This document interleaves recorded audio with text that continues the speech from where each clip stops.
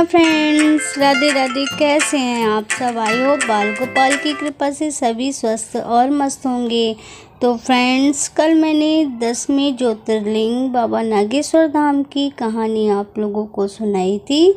और फ्रेंड्स, आज मैं 11वें ज्योतिर्लिंग रामेश्वर की कहानी सुनाऊंगी। अगर कहानी पसंद आए तो प्लीज़ चैनल को सब्सक्राइब कर दीजिएगा। तो फ्रेंड्स, यह ज्योतिर्लिंग तमिलनाडु राज्य के रामनाथापुरम नामक स्थान में स्थित है।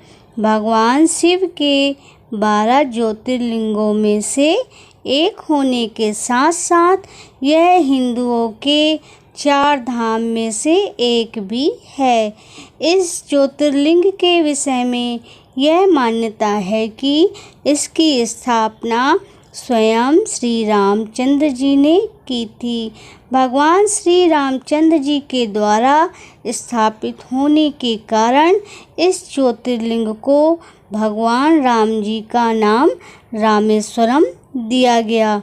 और इसकी महिमा का वर्णन स्कंद पुराण में विस्तार से वर्णित है।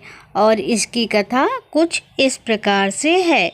फ्रेंड्स, जब भगवान श्री रामचंद्र जी रावण की लंका पर चढ़ाई करने के लिए जा रहे थे, तभी उन्होंने समुद्र के किनारे एक बालू की पार्थी बना करके भगवान शिव की पूजा अर्चना वंदना की। तभी से भगवान शिव की ज्योतिर्लिंग वहाँ पे स्थापित है। और इसकी कथा के विषय में कुछ एक कथा और भी वर्णित है।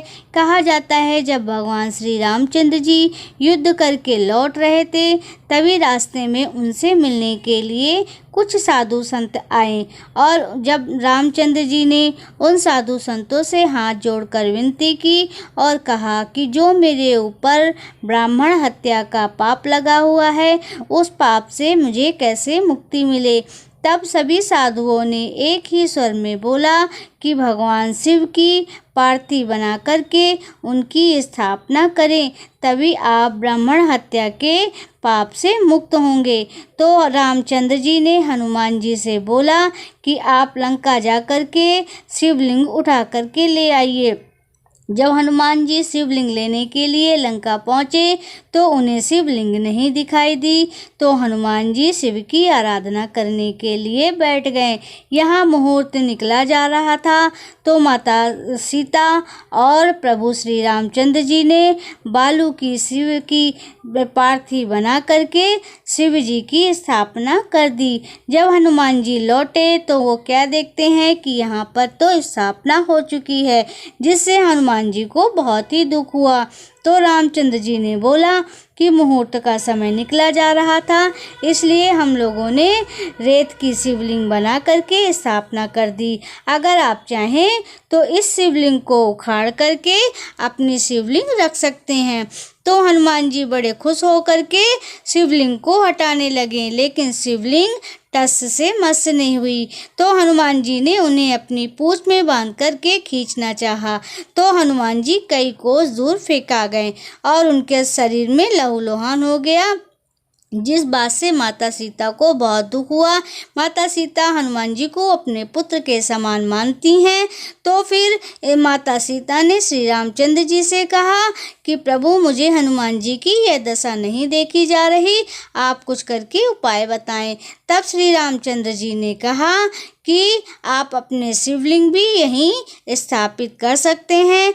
तो फ्रेंड्स, वहाँ पर लंका से लाए हुए जो हनुमान जी ने शिवलिंग लाई थी, तो उस शिवलिंग की भी स्थापना वहीं रामचंद्र जी की स्थापित की हुई शिवलिंग के साथ है।